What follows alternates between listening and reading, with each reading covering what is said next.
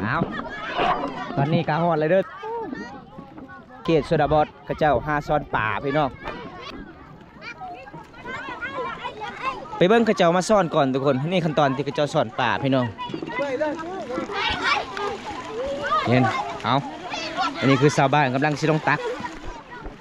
ยามกลางคืนอันนี้จุดฮอด10 โมงกลางคืนทุกคนกระเจ้ามาซ่อนเห็นบ่กระเจ้าค่อยตักไว้นี่ละเป็นว่าเปล่าๆเบาๆละเวลาซ่อน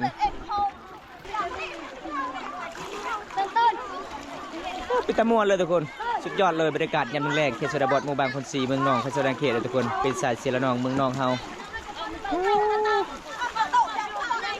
เอาพี่น้องครั้งแรกในชีวิตจะได้เห็นมาเลิกเลยเนาะเจ้าเนาะเอาผมก็เปิดไปสายไปน้ำ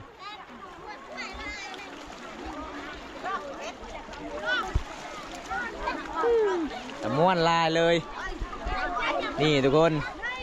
ใครอยากไปเบิ้งครับชมวิถีชีวิตสาวลาวหมู่บ้านคน4เมืองนองเขตชนเขตชนบทลาวหาปลาที่หายากที่สุดปลาที่น้อยที่สุดในน้ำปลานี่ก็คือเป็นปลาในเมืองนองเฮามีเลยทุกคน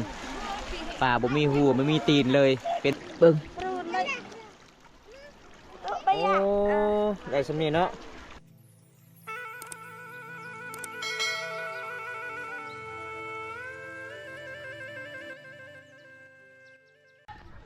เอากับสบายดีทุกคนสบายดีบรรยากาศยามตอนแรกๆนะวันนี้บอมตากาสีตามติดวิถีชีวิตสาวลาวเขตชนบทหมู่บ้านคน4นะทุกคนนะเจ้าหาอยู่หากินพี่น้องไปหาสวนป่าเลยทุกคนอันนี้คือทางสาวหมู่บ้านนะเจ้ากาสีเกียมไปเอาป่าพุ่นละพี่น้องเลยเพราะว่าเฮาก็สิเว้าซื่อบ่ได้พี่น้องก็คือทางสาวหมู่บ้านก็เวลาเฮาสอนเฮาก็เว้าซื่อบ่ได้ทุกคนป่าที่เฮาหายากเลยในเขตชนบทหมู่บ้านนี้เลยทุกคน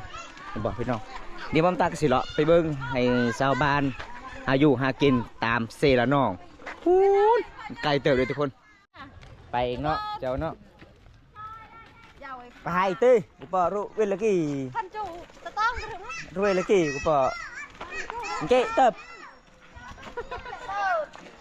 แต่ทัดเก๋กูจูงก้อนนุยุดหาดาวละในก้อนบัตรรึม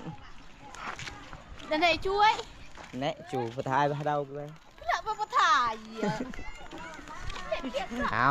เบิ้งพี่น้องหลายคนเขาเจ้ากะสีไปลงซีทุกคนเลยทางสามหมู่บ้านเลยไปตะม่วนล่ะเด้อพี่น้องนี่เมทัลเพิ่นก็ไปอีกเนาะไปเลยนี่ล่ะทุกคนวิถีชีวิตสาวลาวบ้านเฮาหาอยู่หากินตามป่าตามดงตามน้ำซีทุกคน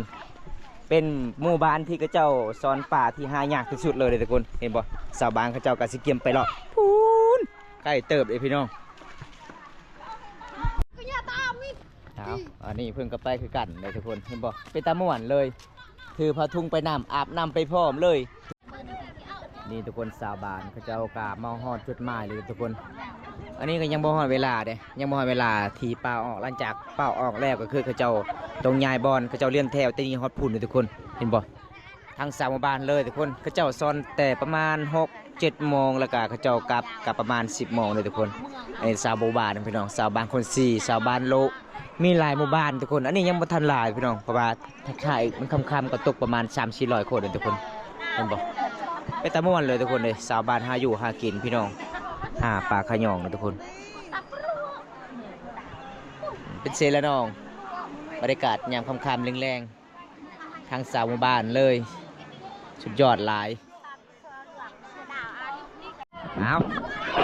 ตอนนี้กาฮอดเลยเด้อทุกคนฮอดไม้แล้วเจ้ากับสิเกียมไตละทุกคนนี่ละสบานหาอยู่หากินทุกคนนี่บ่เขตชนบทกระเจ้าหาซ้อนป่าพี่น้องละลายคนกระเจ้าก็เป็นเลี้ยงแพร่ได้พี่น้องสุดยอดลาย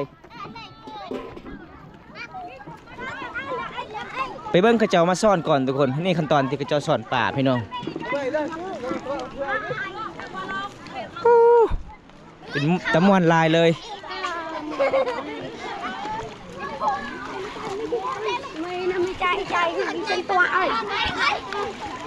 เห็นเอาอันนี้คือชาวบ้านกำลังสิลงตักยามกลางคืน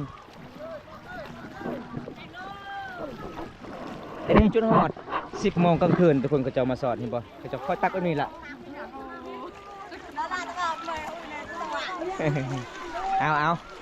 เป็นว่าปากเบาๆละเวลาสอน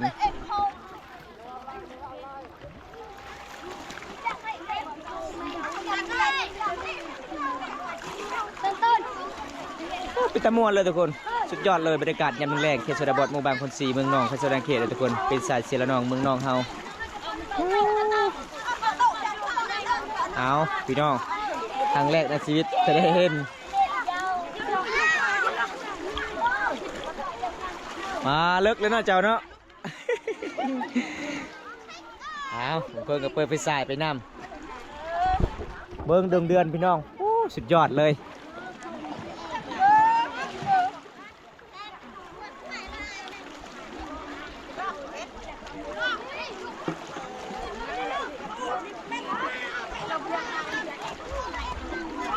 มื่อนี้มาบ่ลายจังสุกเนาะบ่ลายนะมื่อนี้เนาะสุดก่อนแต่นี่พูนหมดพูน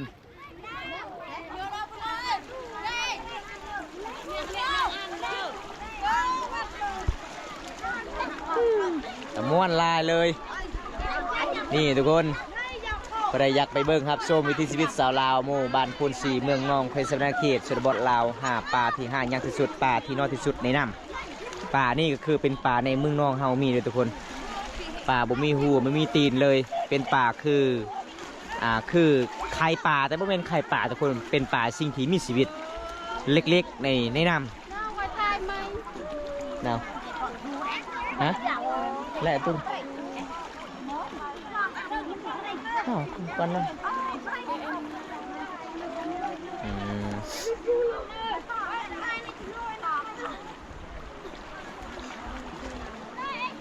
ไปสายเจอใส่สุดไปสายเจอโคมเจอโอ้มันสิคำเลยเนาะโอ้เป็นตะมวนทุกคนเลยมื่อนี้เฮากับบ่มีดอกไฟสิมาเงียงให้กระเจ้าซอนทุกคนเจ๊โคมาดูค่ะบริแจงเนาะ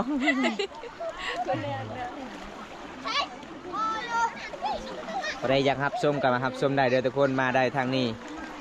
ครั้งแรกในชีวิตที่ได้เห็นชาวบ้านลงน้ำอากาศหนาวแต่ชาวบ้านจะเป็นลงน้ำทุกคนซอนหน้าไผ่หน้ามันผู้ใดตักดุก็คือผู้นั้นได้ลายออกลายเนาะมันนี่เนาะออกลายเลย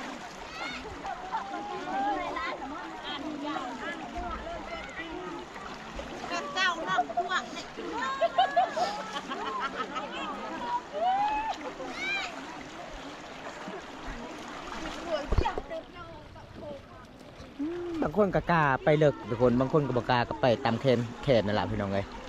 ผมบอกพี่น้องคนหนึ่งฝนลอยไปทางพุ่นเลยเห็นบอกทุกคนหรือทางพุ่นก็จะเป็นหมู่บ้านทางพุ่นพี่น้องแต่เป็นกสิตกดินแน่ดวงเดือนก็ออกแล้วมื่อนี้ก็ประมาณแห่ออกใหม่8 ขำเลยเด้อทุกคน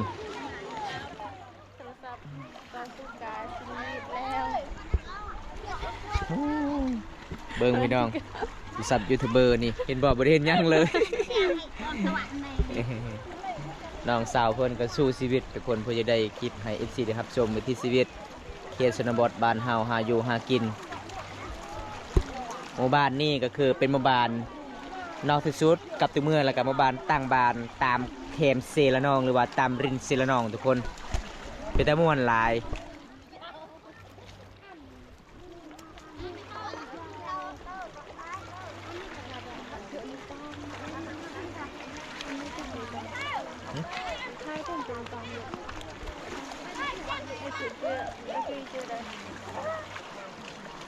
ถ่ายปังๆแล้วดูนะ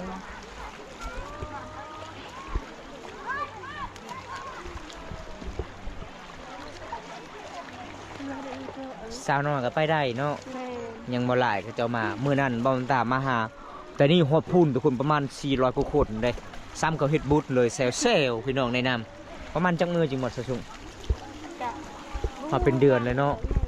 อันนี้คือประมาณ10 ปลายกว่ามือเลยเขาจะมาเอาปลาจุดนี้ทุกคนเอาส 3-4ซ้อนนี่น้องสาวเพิ่นซ้อนตามแคมเพิ่นว่าสิรู้อยู่ลึกบ่กล้าน้ำมันลึกหลาย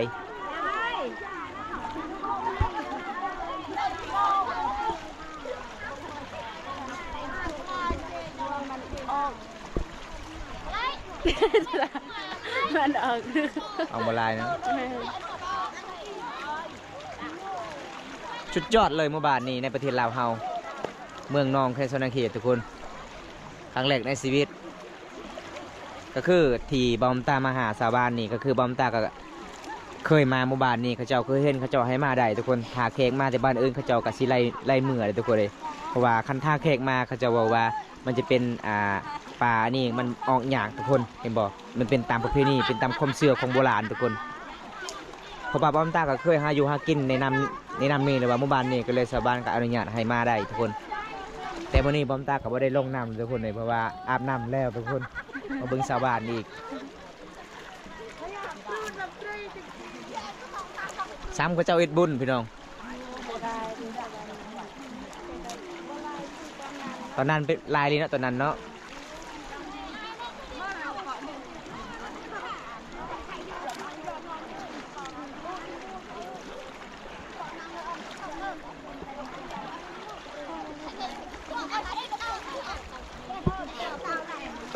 เขาสิเลาะไปพุ่นก็จะเป็นแกงเลนทุกคนลองไปพุ่นพี่น้องเป็นหอดแกงเลนแล้วก็เขื่อนศิลานอง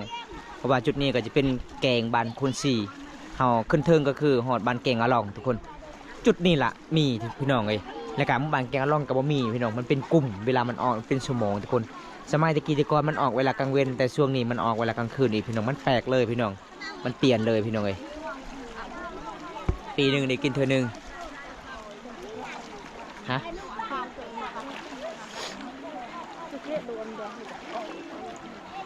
sama itu wak mana an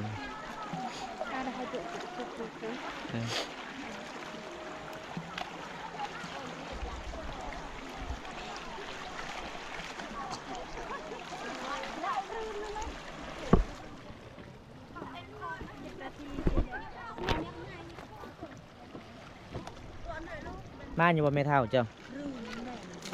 บึ้งโอ้ได้สำนีเนาะนานอยู่หายากเลยคุณอันนี้คือหลังจากเขาเจ้ามาแต่ให้ที่ส่วนแล้วก็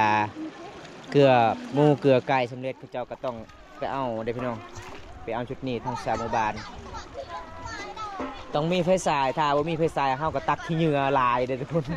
ขยะลายกันเลยเขาเจ้าก็เกียมไฟสายไว้ไฟสายไฟไฟสายมันเลย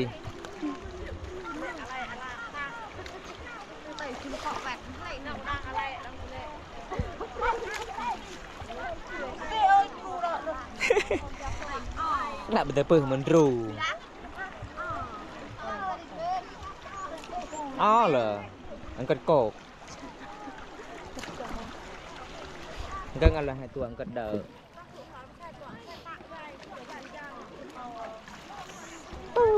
ซัมบุญบังไพ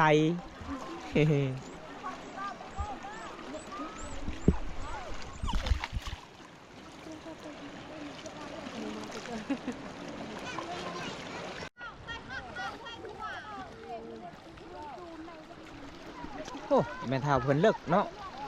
ยืนตรงกันแต่บางจุดเลิกบางจุดตื่นเลยทุกคนนี่เห็นปะ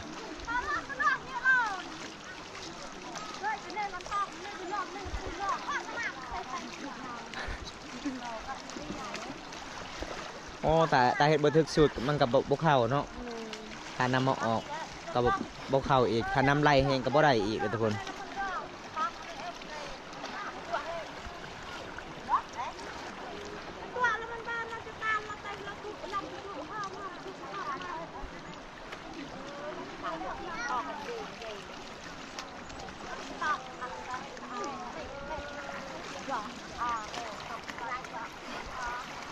ชาวบ้านกำลังมาเนี่ยทุกคนชาวบ้าน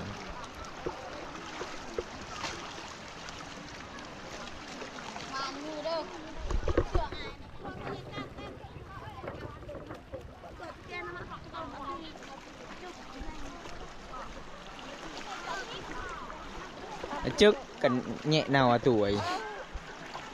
แต่เออมันโตcái mà mẹ mà ăn อันไหนคือหยับ anh này ăn cái Lại. lại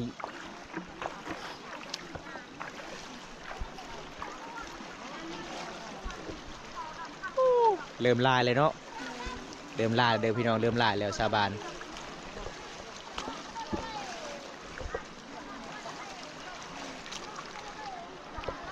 แล้วสาวน้อยเพิ่นมาไปมาอยู่นี่ละเพิ่นว่าคอยสิไปนำหมู่บ่ทัน มันเลิก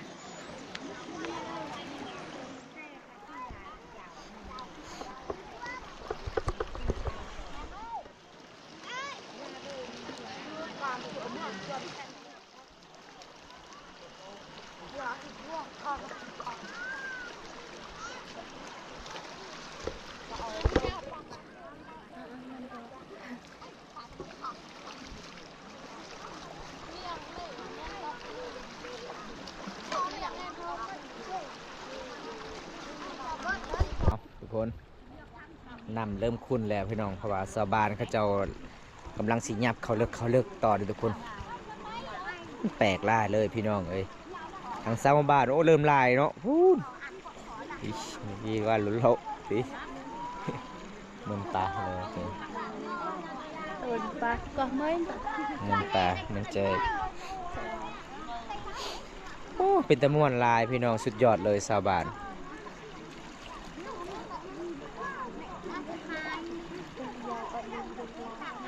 เนี่ย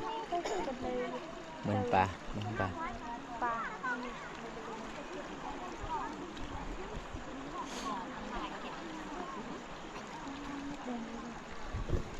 แม่นบ่ออกหมดบ่เห็น Bưng này Nhìn vào โอ้เนาะ Nhìn ตั้งจุ๊บเอาทุกคนตอนนี้บอมตากับสิปิดคลิปเนี่ยพี่น้องเพราะว่าสิไปเบิ่งชาวบ้านหาอยู่หากินตามศิลนองเพราะว่าบอมตากับสิกลับบ้านเนี่ยตอนนี้ฮอดเวลา7 โมงยังเลยทุกคนเลยเอาก็สิกลับบ้านเนี่ยพี่น้องนี่เพราะว่ามื้ออื่นบอมตากับสิมีภารกิจหลายอันนี้คือชาวบ้านเขาเจ้ายังบ่ทันเอาขึ้นพี่น้องฮอด8 โมงเขาเจ้าขึ้นมาพี่น้องแล้วก็เขาเจ้ากลับบ้านประมาณ10 โมงเด้ถ้าบ่ได้ดุก็คือได้หลายพี่น้องป่าที่หายากในเมืองน้องเฮาหมู่บ้านพุ่น4ชนบทลาวเขาเจ้าดำรงชีวิตเป็นพี่น้องสามบุญบังไพเลยพี่น้องเป็นตะม่วนหลายพี่น้องได้บอมตากาสิปิดไว้ชั้นนี้ก่อนพี่น้องถ้าเขาได้รับชมคลิปนี้แล้วก็อย่าลืมกดไลค์กดแชร์กดติดตามฝากเป็นกำลังใจให้บอมตาให้คลิปตอนต่อไปพี่น้องเลยคลิปหน้าพบกันใหม่ขอกล่าวคำว่าสบายดีเด้อบ๊ายบาย